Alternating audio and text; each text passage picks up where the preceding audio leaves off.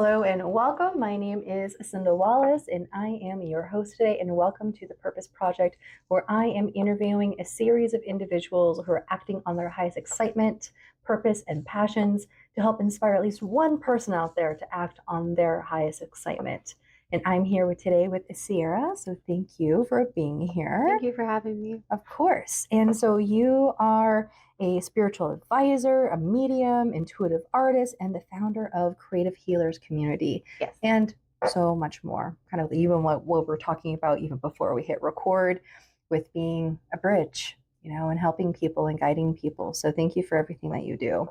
Thank you. And how I always like to start these off is, how would you define purpose and passion? And do they overlap for you, or are they separate?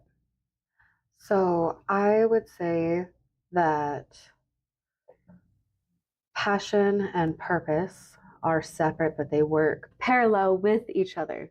So purpose being what you feel that you were called to do, your divine mission, that spiritual awakening, the aha moment of like, okay, this is who I am, and this is what I'm going to take the steps in my life to achieve, versus the passion is like the fuel for like the lantern almost that gets you there. It's the fuel that like lights the fire under your butt so that you'll keep going. It's that resilience, it's that willpower, because as you strive towards your purpose and your divine purpose, you're going to hit obstacles, you're going to hit challenges. If it's that whole thing is like, if you ask for peace, is it just handed to you, or are you in situations where your peace, your patience might be tested, your consistency, your discipline, your focus? So I think that passion is what keeps you going, is how passionate are you to carry out your divine purpose? Because some people don't in this lifetime. It might take multiple lifetimes to achieve. So that's how I see it. Yeah. And I really love what you said too about the passion being the fuel, and then we have like discipline to be able to stay committed to our calling, which is like our purpose, right? And so I completely agree, and I love that. And how are you currently acting on your highest purpose and excitement and passions? Currently at this time, I've had lots of elements rearranged in my life. So aside from doing like my business as a spiritual advisor, a medium, and an artist, I'm working on expanding my knowledge and my wisdom. I've been starting my degree program for audio production, which has been like a lifelong hidden dream of mine, to be able to bring like art, sound, music, and like poetry together with that spiritual aspect to create a huge experience. So I've been expanding my knowledge in just mind, body, spirit, and all those aspects. I think that's really important too, to be able to touch on and build off of all of those different categories, right? That we have the mental, we have the physical, we have the emotional, we have the spiritual, because those are like four really big pillars in our life. Right. And we also have the creativity aspect too.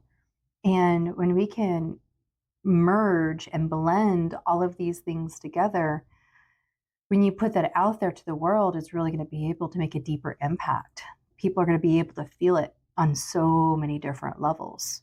Right. And that's really what art's all about, right? Is being able to share a message and to be able to feel deeply and to be able to express even like sometimes what words can't express, or express it in like with poetry, being able to express it in a very creative way to get different perspectives and different insights. So I love all of that. I think art is, and just creative expression in general, is a way to get to know yourself. And I think that's what's been a driving force in my inner healing, because all these things that I'm doing as an artist, a medium, bringing the spiritual to the physical and being that bridge and getting people to that bridge that leads to a new beginning, is mastering those qualities within myself. Yeah. So it's that Empress energy where it's you're mastering Queen of Cups, Queen of Wands, Queen of Swords, Queen of Pentacles, and you're becoming one within yourself. And so learning how to master that within myself because it's like an onion, right? It's ever evolving so many layers. Then I'm able to give that back to my clients. And it's really valuable because you can only take people as far as you went yourself. And with art and creative expression, it's something that helped me with my inner healing journey. And when I was able to put it all together, I realized that I had been subtly talking to myself for years. I just wasn't paying attention, but you see the Mm. same symbols, themes pop up, and you're like, oh, wow, this makes sense. Like I was giving myself clues and hints when I was ready to awaken and remember. And I like being able to show how others can do that for themselves. Yeah. Something that I like to teach within my hypnosis practice is how we're all students and teachers. Yeah. We all come to Earth to learn, and sometimes learning is kind of optional. We can sometimes choose how fast we learn, and sometimes we choose not to learn. So we have, history kind of repeats itself, but we're always teaching, and we're all of us are teachers, even if we don't really know it or admit to it. It's like that social referencing aspect because we're always learning from each other. Absolutely. And people can learn from our successes, our failures, how we react, how we respond, what we do, what we don't do. And with that comes like a level of responsibility, right? Right. Yeah. So the next thing is because you have, a very eclectic background in regards spiritual advisor, medium, intuitive arts, and the founder of the Creators Healer community. And what are some of these things that inspired you to pursue this path? So to get like on a real and deep level, Yeah. it would be my background. So I specialize in helping people that are at a crossroads with grief when it comes to generational trauma, toxic relationships, and passed on loved ones or deceased loved ones that may have not shown us the love that we needed.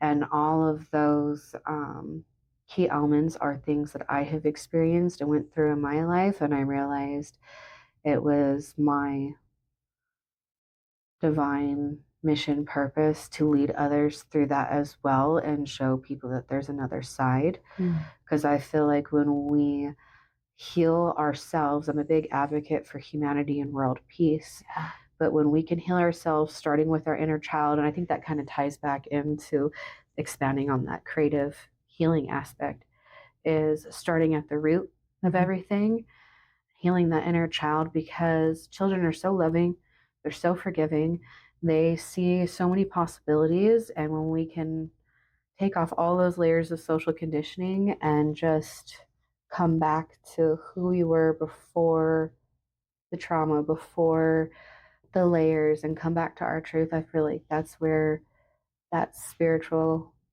alignment with mind, body, and spirit, we all have that access within ourselves.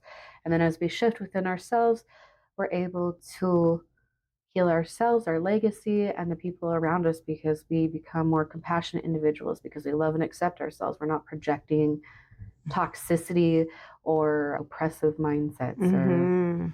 onto other people because we accept ourselves and we see the interconnectedness of all versus like a hierarchy versus competition versus dogmatic ideals.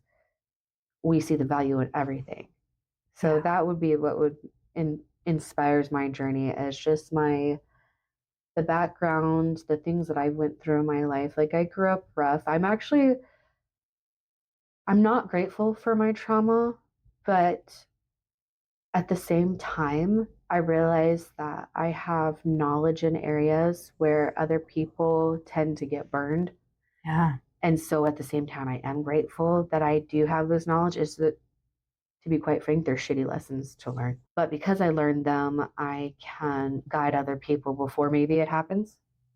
I was born in Spokane, but I actually moved to Albuquerque, New Mexico when I was around 6, and I was raised there. I'm grateful because I was raised where I was more of like the minority and there was lots of diversity with culture, like Mhm. Hispanic culture and African American, Native American. I was around that all the time. And so when I moved up here, a lot of the ideals were kind of different, but I was glad that I had that background. I also rip around like, addiction, domestic violence, a lot of toxicity within my family on both sides. And a lot of people, I don't know if a lot of people talk about being mixed. So I'm mixed heritage with Filipino descent, and then I've got my mom, which is more like German, European, all the stuff. But I'm very mixed. But ancestral trauma comes from both sides. Absolutely. And so, especially religious trauma. But I was always the child that was rebellious, would always question everything. I was the oldest, very independent. I was constantly jumping to everybody's rescue. I was people pleasing. I was hiding myself and my ideals, even though I always thought there was more. Even in church, I would sit there and sometimes I'd feel bad for Satan because I was like, why would his father cast him out? But doesn't he forgive? And I was always questioning, but I always had such a connection to spirit with the prophetic dreams I'd have, very vivid, and the spiritual experiences that I'd have. So it was going through all those lessons in my life and experiencing my own plethora of toxic relationships and choices, and then coming into my spiritual awakening after my uncle passed. So I was raised mostly by my mom, my stepdad, my grandma, and my uncle. My uncle was like a father to me. Him and I have a lot in common. We were both straight A students, AP, like going places really good all throughout high school. But then 18, he wanted to party. He didn't want to be good anymore. And he was part of the Alice in Chains grunge band scene, had a band out in Seattle type of vibe. He had dreads, tattoos, all the things that like we called ourselves the bad Christians. Mm-hmm. So he inspired me. I remember being 8 years old, and my mom was actually in the hospital at the time, and he was helping take care of me. He had these lyrics written down on a piece of paper. River of Deceit by Mad Season.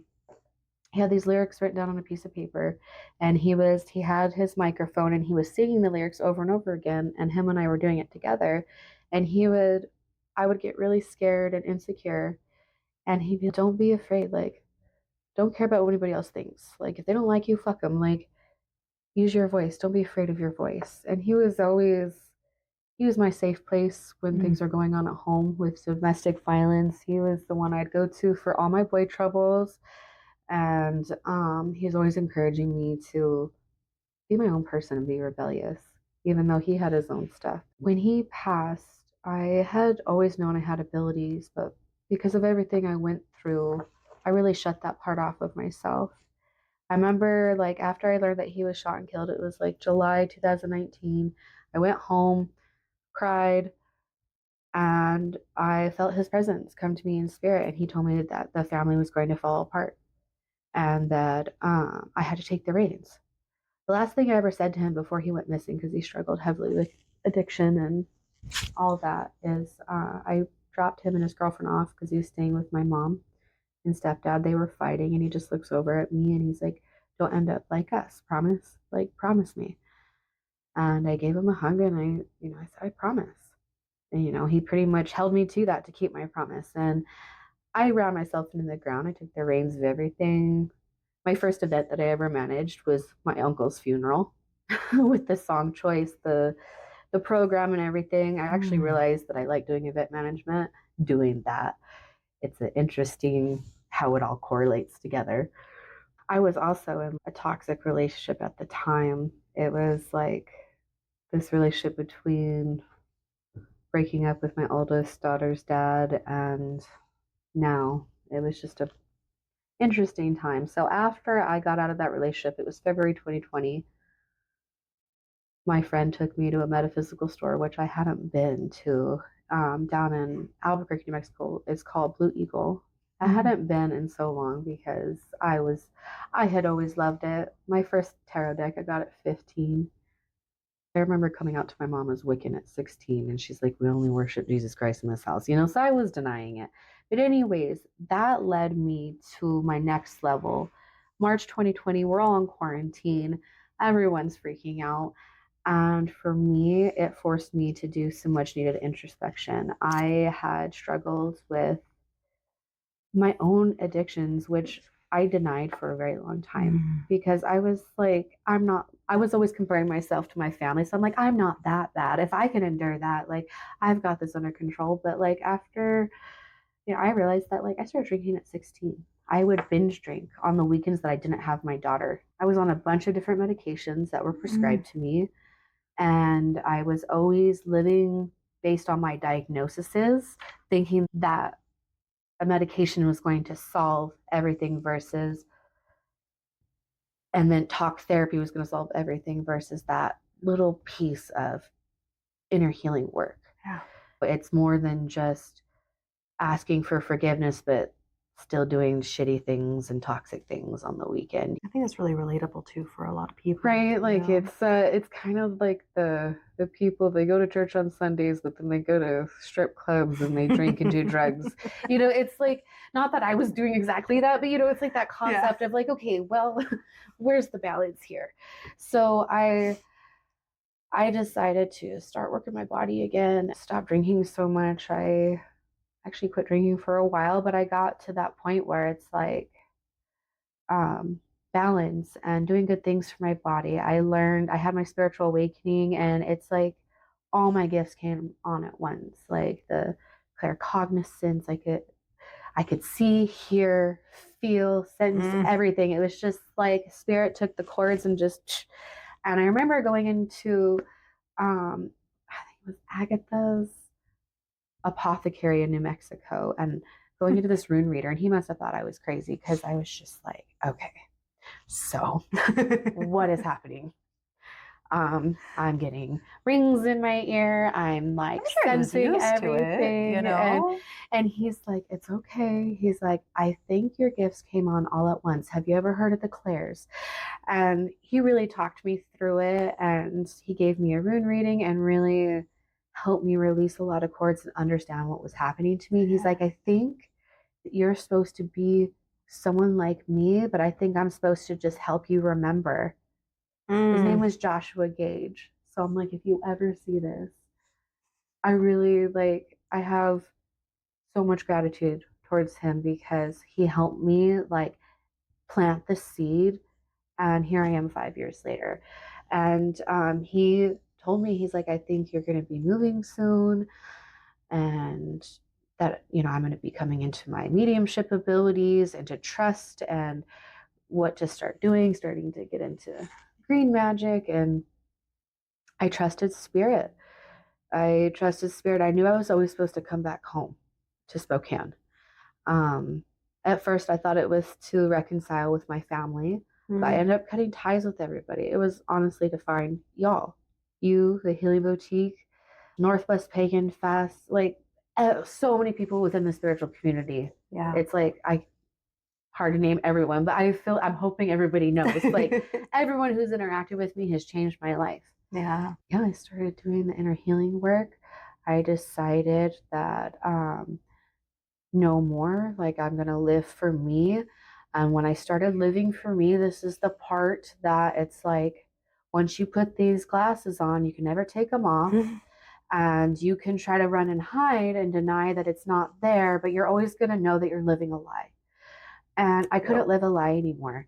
I Once COVID hit, I was like, I don't want to work for somebody else's dream, a regular 9 to 5. Yeah. I want to start doing what I love and what I'm passionate about. And I remember one time I got fired because I was like, I'm not going back into work. My daughter had an eye appointment. She got her eyes dilated. I'm like, I'm not taking her back to daycare because she's all blurry. She's 2 years old. I got fired. And I was like, no, I want to be able to come home to my kids whenever I want. I want to be able to take breaks whenever I want. Freedom. I want to be my own boss and be my own woman. And but the way in which I chose to do that is, because that's great, but the way I chose to do that is what drove a lot of my family members away. I think a lot of people maybe can relate to, if you have come from a family like with deep rooted trauma, trying to pull away from that Mm-hmm. is like trying to take anchor hooks out of your flesh and be Absolutely. okay again. And so it's easier for some than others. And so it's been a journey. Like every year, I can't say that. Like I feel like I'm more evolved. I come into a new way of understanding. I'm sure I'll look back at this video and be like, oh, I have an expanded idea on something I said. But yeah, there's a lot driving me. I I'm focused on healing myself and healing my ancestral line because I feel like when we heal ourselves, we heal our legacy, and that's the biggest thing. Is I want to be a safe space for my children and my children's children, and I realized, not all of us go through the same journey. But for my journey specifically, I am the warrior, the shield maiden of my family. I've been the one to strong enough, incarnated in my family line to take the hits because I knew, somewhere my higher self, my star seed self knew I was strong enough to take the hits, Yeah. heal through the shit, and be the bodyguard so that my children never have to know that life. And I genuinely want them to do better than me, but have a safe space to create whatever they want, paint the walls, do the floors, do all the interior design however they want in Express their own yourself. unique way Mm-hmm. without feeling like they have to earn my love and know the true meaning of unconditional love with healthy boundaries, if that makes sense. Absolutely. So I feel like I went everywhere, but yeah, there's lots of driving force just as a mother, a person, and trying to do right by myself, my family, and the world essentially as well. Trying to be an inspiration for the world. Yeah. Oh, and I think that your story, for one, is very inspirational too. You've gone through so many different experiences and journeys, and I'm sure that people are going to be able to relate to you in some way and be able to see themselves in you. And that is really what makes us great teachers, is that we have gone through it. And because we've gone through it, we can understand to a point their experiences, what they've gone through. And when people seek out help from like us, they're not looking for some guru on top of the mountain. What they're looking for is somebody who's just a couple steps ahead of them, that they can relate to, have that emotional connection and the emotional resonance. So I really appreciate you being vulnerable and sharing your story. Oh, absolutely. I feel like it's really lonely when you are healing and you are grieving. Grief is very lonely. There's an aspect to it where you have to do it alone, but also you're not alone at the same time. Yeah. When you can find others with and just have community safe spaces where you guys are on your separate journeys, but you can just relate to one another. Yeah. It's really important because it motivates people to keep wanting to go forward. I know that like people like you, Jacqueline from the Healing Boutique, Persephone, the one that's the vice president, and my teammate on Creative Healers Community. I just so many people just being able to relate and learn from one another, how you mentioned earlier, is what really brings us all together. Definitely. And I want to ask, because like there's been so much of your story where there's been lights and light and darkness. Yes. How has light and darkness helped you evolve as a person, evolve as a healer? Goodness. Take a sip of water. Give us like I to know, think because about I'm that. like, let me marinate with that. You're like, how has it helped you with the way that you shape, like how you've been shaped yourself, but then also how you help and serve others? There's so many facets to that. So I think my version of light and darkness, or light and shadow, when I was growing up, being raised by my parents and just my childhood versus now, are two completely different perceptions. And light to me back then was, repentance of sin and asking for constant forgiveness and feeling like I had to do X, Y, and Z, and I had to do it perfectly and I had to do it correctly in order to receive love and not to burn in hellfire or not to be disciplined or abused. Yeah.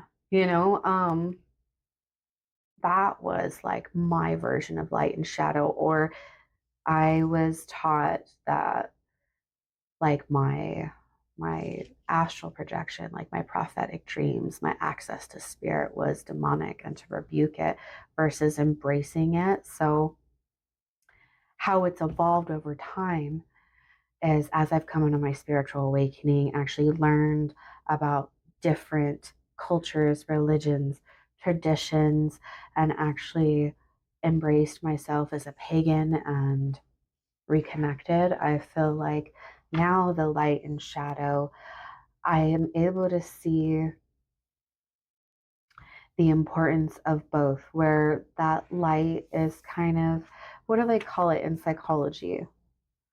That the part of yourself, it's like your conscious. Oh yeah. So there's You know what super I'm talking ego, about? then there's The one ego. that's like telling you, like, hey, maybe we shouldn't, or like trying to give you that devil angel on your shoulder, Yeah. almost, Yeah.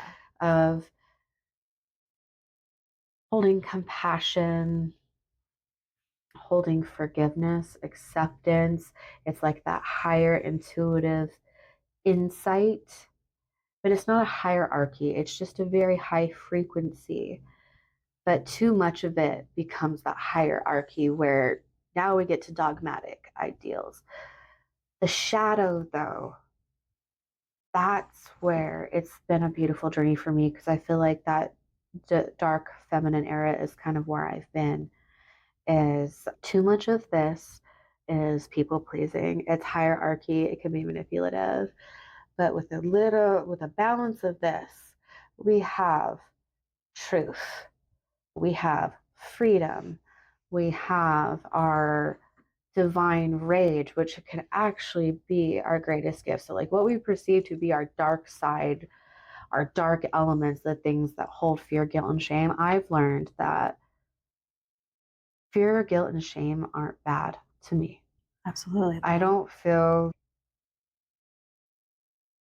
this low frequency, this high frequency. I feel like I see them as like personifications of like cloaked people, maybe in different costumes and different Hmm. colors, that are like sitting there with a book of lessons. It's like Yeah. you get to decide how long you want to stay there, and it's going to sit with you there, and it's going to let you run yourself in the ground if you want to.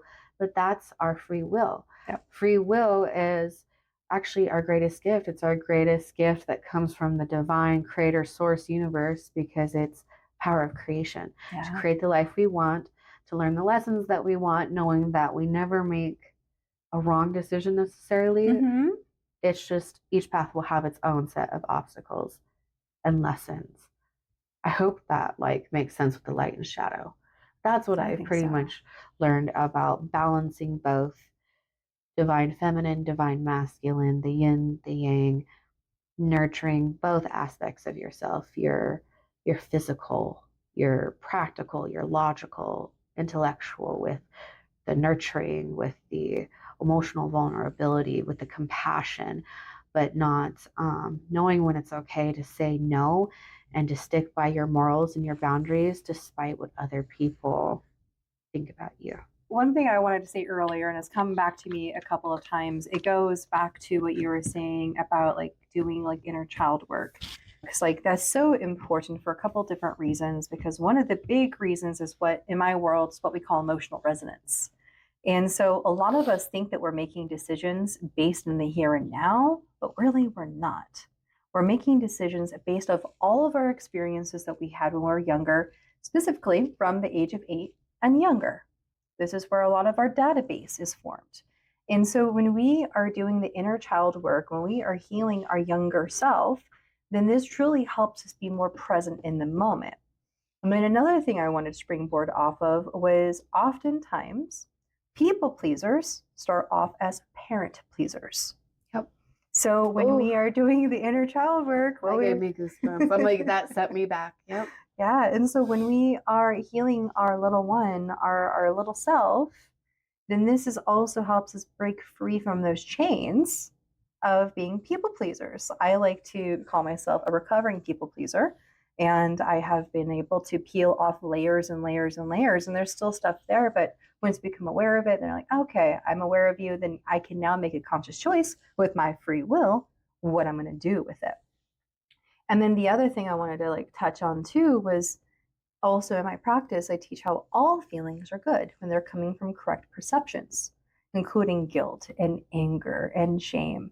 They are messengers. They are Yeah. here to help us live a more satisfying and fulfilling life. But oftentimes, a lot of us have been taught to feel bad about feeling bad. Right. And That so, is so true. yeah. And yeah, I love how with your practice and with what I practice, it's so interconnected and it just flows so beautifully Yeah. because it and I think that's been the biggest lesson is learning from so many people since they've been up here is not being afraid of your pain. Mm. And I think a lot of people are afraid of grief. They're afraid to let go. Yeah. And oh man, I have been through so much grief in 5 years and just my whole life, 30 years of existence. And it is hard to let go Yeah. because it's when you kind of going back to what you're saying, and I don't, oh gosh, I'm getting emotional. I can hear myself. But people pleasers were often parent pleasers. Yeah. That part hit me. Parent pleasers. We want to be loved and accepted by our parents because they're our immediate caregivers. We rely on them for food, clothing, shelter, emotional regulation, just everything, just to live and survive until we get to that point. But when we have to do it at such a young age, it really throws a lot of things off, you know? Yeah. And so I think when, as adults, when we're going through grief and you're shedding layers of religious trauma, generational trauma, social conditioning, and you're trying to come back to yourself and make your own decisions, knowing that mom and daddy aren't going to be here to reprimand you or punish you, knowing that you like doing it despite knowing that you may lose a lot of close people to you that you'll love. And because our inner child wants to be loved and accepted, but we were taught conditional love versus coming into who we truly are, well, you experience all these people pulling their love away from you. And I think that's why a lot of people fall back. It's easier to be back in that people pleaser mode because then you feel like valued and you feel that connection that we crave. Yeah. And I think if you can get through and face that pain and get through that part, then you realize what is meant for you will always come and find you and you're never truly alone. Absolutely. Because then you find community in other places, if that And makes then sense. they're going to be more genuine and true connections anyways. Because they'll see your light and shadow and they won't leave. They'll love you anyway. Well, and also too, so people pleasing is nice behavior. We don't want to be nice. Nice has this underlying motive behind it. I'm going to be nice to this person, so then this way I don't get kicked out of the friend group. I'm going to go be nice to this person, so then this way, I can get something from them. I'm not going to tell them that this thing that they did like sucks because I don't want to hurt their feelings and then start a fight or an argument. And so really what we want to be doing is being kind. Because when we are kind, it's coming from an authentic place. So we can still be genuine. We can still speak our truth in a loving way and holding healthy boundaries in a loving way, but still be kind. And then people are going to be able to feel the realness, and those that are meant for you are going to stick around. Absolutely. So that was completely agree. That was like a big thing where I was like, yeah, I'm a recovering people pleaser. And then I was listening to a fellow YouTuber, Aaron Dowdy, love him. And then he was talking about being the nice guy. And then he was like, people pleasing. I'm like, oh God, there is another layer of people pleasing because I am nice. And then what's really funny, I was like thinking about this while I was on a walk. And then one of my neighbors, he has the beginning stages of dementia. And he stopped me and I ended up talking to him. And by I mean talking, I'm just like listening to him for an hour, which is usually fine. I had something to do though. So that was me being nice and not holding a healthy boundary and be like, hey, I have to go. So I was like, oh, how ironic. I'm so guilty of that. I feel that. Yeah. Well, it's because, we care for people. We have a big heart, we don't want to hurt just other that people. mother hen energy, Yeah. I feel like we try to give what we so desperately needed as kids to others, Yeah. and that's learning that self-care piece. Yeah. and we can still like we need to be able to find a balance and find like a compromise within ourselves, so then we can be soft and warm and loving. We can give people also a little bit of what they need, but then not at the expense of our own boundaries, not the expense to our own self and cutting parts of ourself off to make other people happy, because at the end of the day that's not fair for anyone, right? I would love to take this a step farther Yeah. because you're shedding some light onto some huge insights that I just had of I really feel like that's why, you know, how they have the saying of history has a tendency to repeat itself, Mm-hmm. and why the collective and the world gets like very triggered, and there's like these big upheavals, Mm-hmm. these big tower moments within the whole collective, the whole world, and all these drastic things starts happening. Because if you think about people pleasing and boundaries, well, I can resonate with that fully of being in toxic relationships where I was people pleasing, I was manipulating the situation, I was trying to hold on to control because I wasn't feeling like I was worthy of love within myself. So I was afraid to lose people, you know? And so, depending on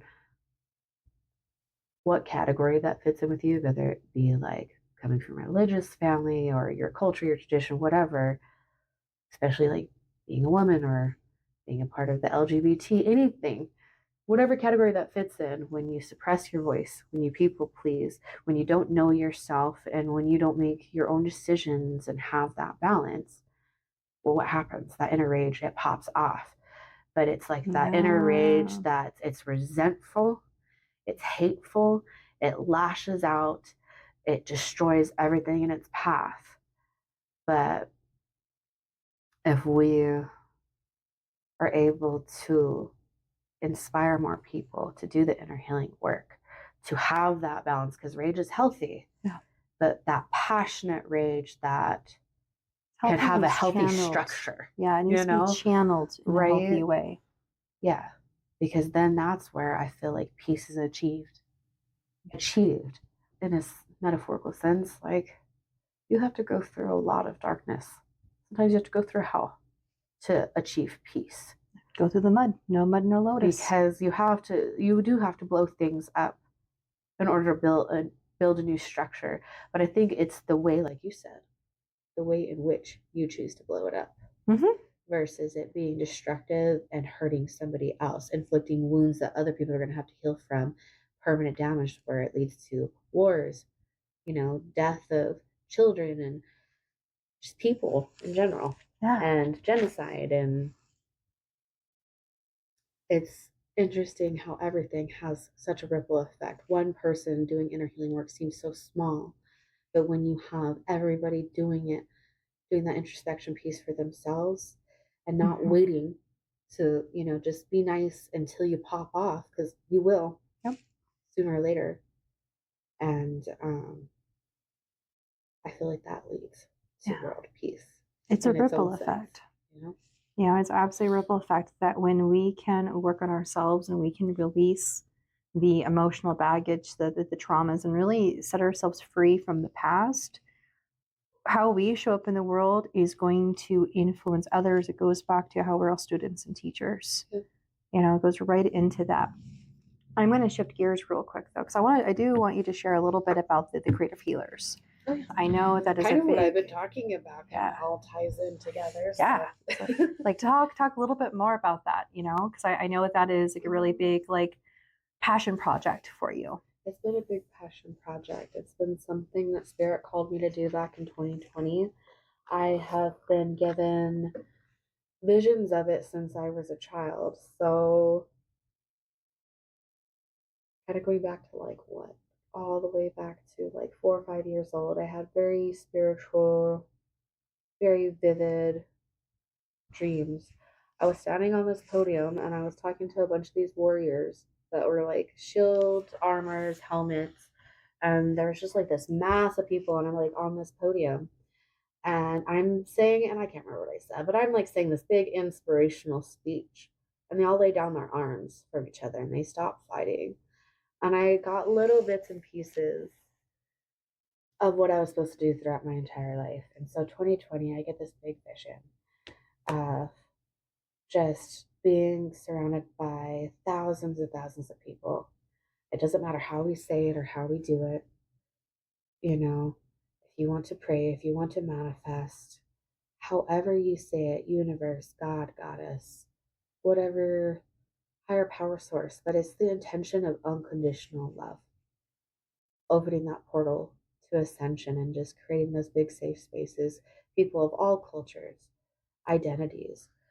Um, I always held those unpopular, neutral views, but it's because it's just like growing up, I just wanted everybody to get along, you know? But creative healers is bringing the modalities that have been like important to me, like that art, music, writing, poetry. It was bringing that to how can I bring this creative expression portion, because art is very healing and music is very healing. So I grew up with like my stepdad being a musician and an artist and going to concerts or going to his concerts. And I remember him like telling me like how, you know, being on stage, you like how you can control a crowd. And here's the thing is like that's a very big responsibility. Like it can be used for good and it can also be used for bad as well. Gotta But it has the overseeing. power to inspire and to motivate. And so that's where that creative piece comes in with the art and the writing and the music, that performance piece, right? And then bringing in the spiritual aspect. And so the passion project being the creative healers itself runs under my Wolf Moon Multimedia 111 LLC, but as an event management, content creation, and podcast production company. And so it's building, it's in the works, it's getting more aligned. But then Creative Healers Community working to become Creative Healers Event Management, supporting that bigger vision of becoming a 501c4 social welfare organization. So seeking to create safe spaces where all are welcome. So core values being diversified acceptance, spiritual and cultural enrichment and appreciation, holistic health and wellness, creative expression. Bringing that all together and being able to support other mystics, visionaries, entrepreneurs, small business owners, and having us all come together, I feel like the system that we're currently in is not sustainable for we're trying to go long term in terms of ascension and the new world. I feel like we're being called to be a part of a community that shares with one another. Yeah. With healthy boundaries, of course, but that shares, that utilizes resources, because when we all bring our individual skills, talents, and material, whatever we already have, and bring it together, it you can create a lot with a little, of course, you know. And it brings it back away from like these bigger corporations, these bigger entities. That's the best way to put it. Yes. Yep.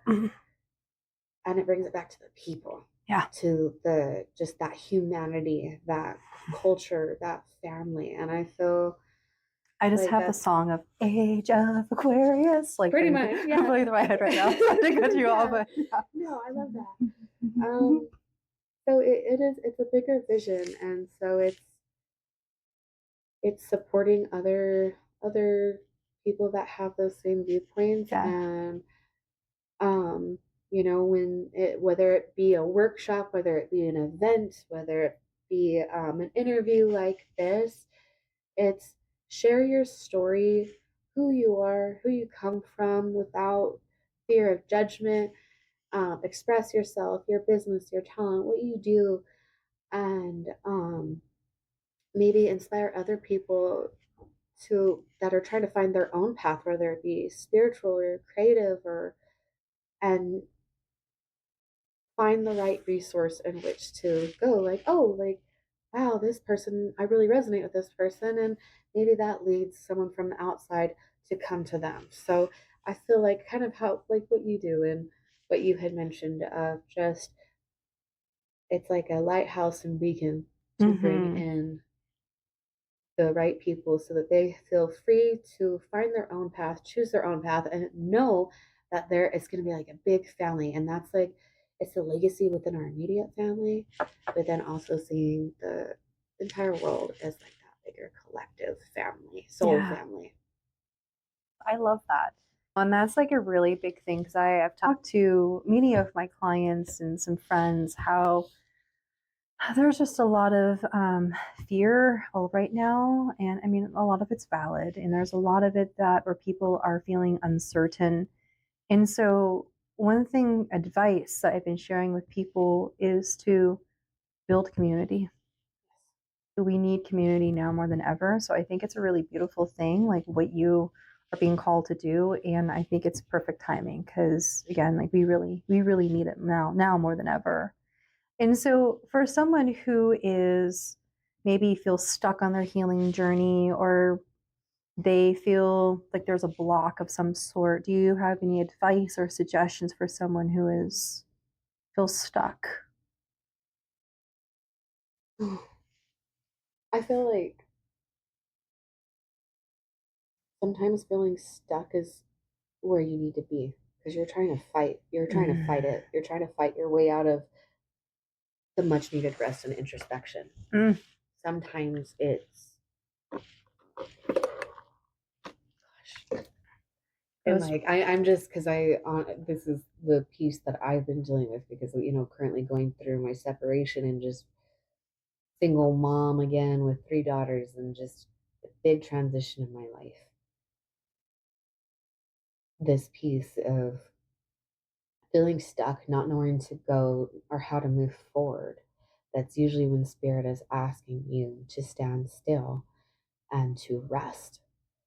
To sometimes we've got all this list, to-do list of all these things that we've got to do, and we're also in pain and we're also dealing with this, like we're dealing with like this box of just shit we've got to heal from, mhm. but practical shit we got to get done, especially as moms or parents or business owners.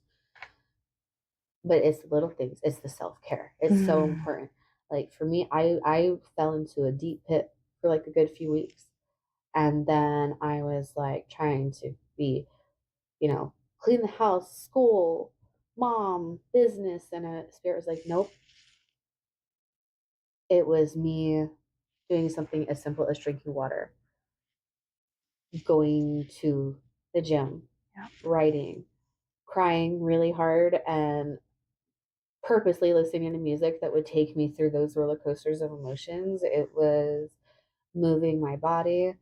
It was reaching out for support. And that's the biggest thing is I feel like there's such a stigma between asking for help and having it versus, doing it on your own, achieving it on your own. I feel like that's that capitalistic mindset that we live in of like, yes, there should be that good boundaries, like some things you do have to face alone, but I support and community and family, like especially when I talk about like my Filipino roots, something that I when I was searching, researching that is in other cultures and traditions, family, community, and connection are really important.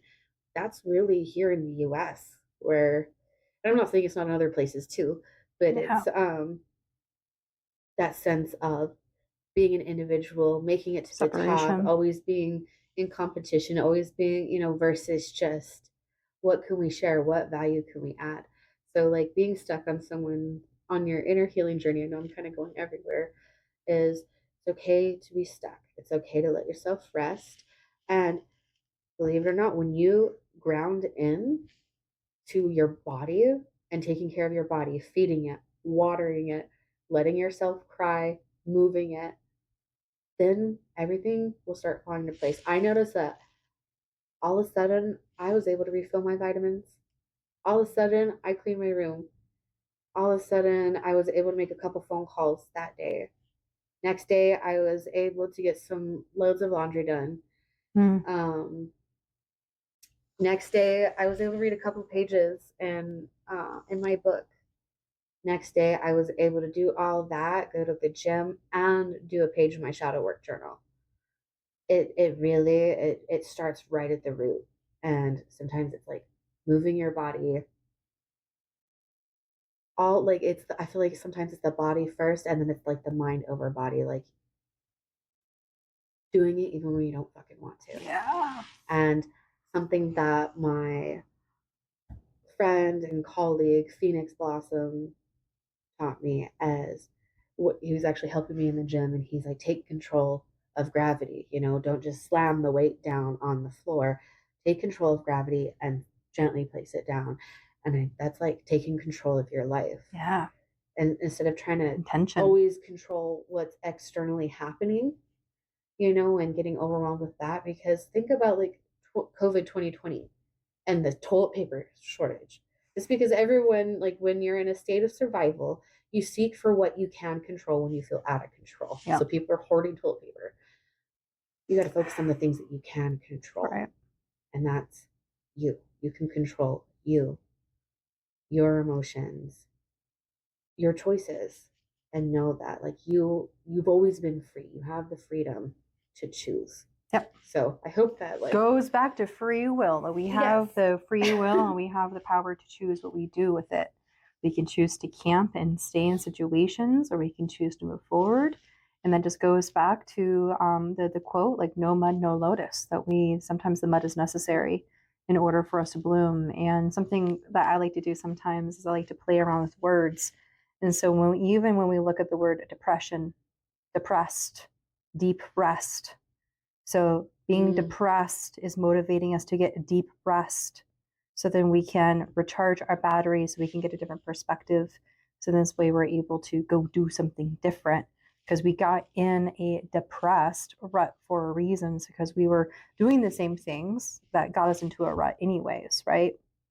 And so we're going to go ahead and begin to wrap this up. So where can people find you on the social? So like if someone wants to reach out to you to learn more about mediumship, maybe they want to like set up an appointment with you, schedule with you. Yeah, so I offer currently, like as a local mystic, I offer reading sessions, Reiki cord cuttings, different packages, also my Creative Healers program.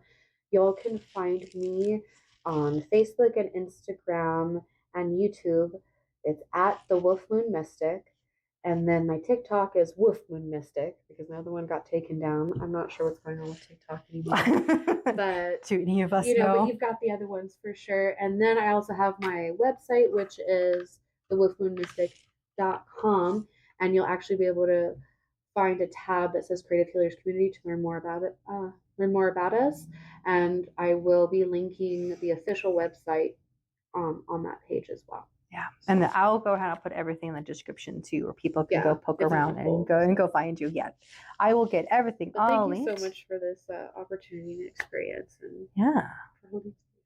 Thank you just for sharing, and again being vulnerable and sharing your story, sharing your insights, because again that there's all a purpose, there's all a reason for it. And my intentions with all of these videos, like even if it just helps or inspires one person, then it was 100% worth it. And that's the beautiful thing about being able to interview so many different types of people and people with all different walks of life, and that it's going to resonate with someone out there. So thank you also again for being here and having the courage to be here and sharing and everything along those lines. You're doing wonderful things, and you've inspired me to grow so much. So thank you. I do my best. For life. You can't get rid of me now. Yeah. I mean, your daughter's an Aries. So I want to go ahead and I want to ask, go ahead, drop this down in the comments. What does healing mean to you? And what's one step that you have recently taken? So go ahead, drop that down in the comments below. Thank you for hanging out with us. Please go ahead and smash all the buttons, like, leave a comment, subscribe, share this with a friend that you think is going to be helpful and inspirational. And thank you again for hanging out with us. Take care and breathe deeply. Until next time, thank you.